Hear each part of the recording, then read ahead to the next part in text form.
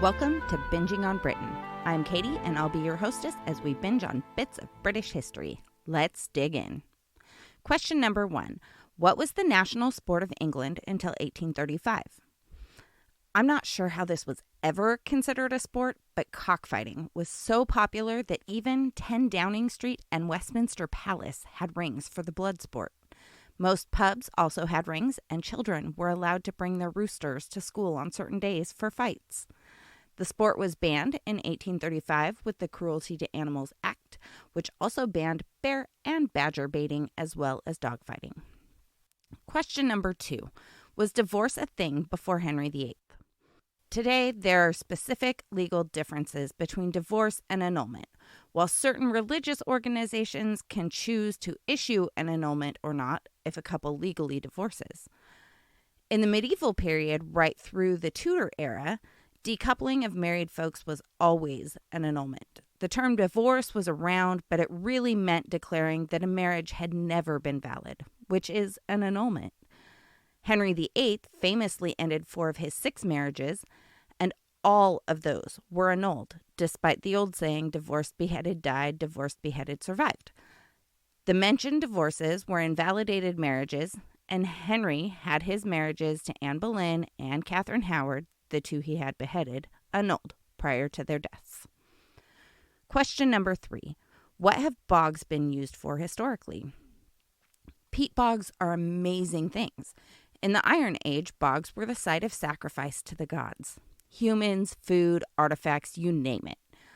Bodies from the Iron Age have been found looking so fresh that those who discovered them have often called the police, believing they found recent murder victims. The Bog of Allen in Ireland held such interesting discoveries as a preserved wooden trackway and a 2,000-year-old hunk of cheese that was so well preserved it was still edible. Additionally, Celts utilized the soil and peat from bogs to smelt iron without the need to mine, and peat has long been used as a source of fuel. Question number 4. What are the Cottingley Fairies? In 1917, 2 cousins took a series of 5 photographs that were purported to show the girls interacting with fairies. Now, the legend of fairies in the British Isles is long-standing, and from time immemorial was typically believed to be true. These photos seem to prove the ancient myth, and even Sir Arthur Conan Doyle believed the photos to be real. And to be fair, the photos themselves were real, and the fairies were too, sort of. After several decades, one of the girls admitted that the fairies were cardboard cutouts from a book. Talk about some Edwardian Photoshop. Question number 5. Did the villagers in Hartlepool really hang a monkey? So the story goes that during the Napoleonic Wars of the early 19th century, a French vessel sunk in the waters off of Hartlepool. The villagers went to the beaches to find a lone survivor, a monkey, dressed in a small French naval uniform. At the time, no one in Hartlepool had ever seen a Frenchman, and the French were often depicted in political cartoons as monkeys. The villagers believed the monkey to be a French spy and brought him to the court to be tried. Shockingly, the monkey was not inclined to answer their questions, so the villagers took the monkey from the courtroom and hanged him as a spy. To this day, the residents of Hartlepool embrace their role in the execution of the so-called French spy. Local football team, Hartlepool United, have a monkey for a mascot whose name is Hangus the Monkey, while the local rugby team are known colloquially as the Monkey Hangers. In addition, a 2002 mayoral candidate campaigned dressed in the Hangus the Monkey's costume and used the slogan, "Free bananas for school children." While the bananas didn't work out, the campaign did, and the candidate was elected mayor and was even re-elected 2 more times. That's a lot of monkeying around for an otherwise unnoteworthy village. Question number 6. Who was the first royal to divorce after Henry VIII? Since I've waxed poetic about Henry's annulments as recently as earlier in this episode, I hope my listeners are now well informed on Henry's method of decoupling. And I'm not talking about the executioner's axe, which any Tudor aficionado knows was only the fate of one of Henry's queens, as Anne was graciously executed with the more humane, if you can call it that, French sword.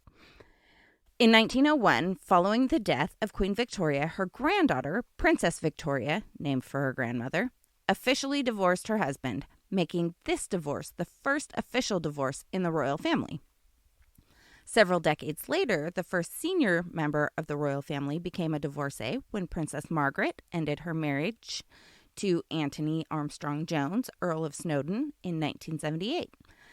This set off a spate of royal divorces, starting with Princess Anne in 1992 and Prince Charles and Diana, as well as Prince Andrew and Sarah Ferguson, ending their marriages in 1996.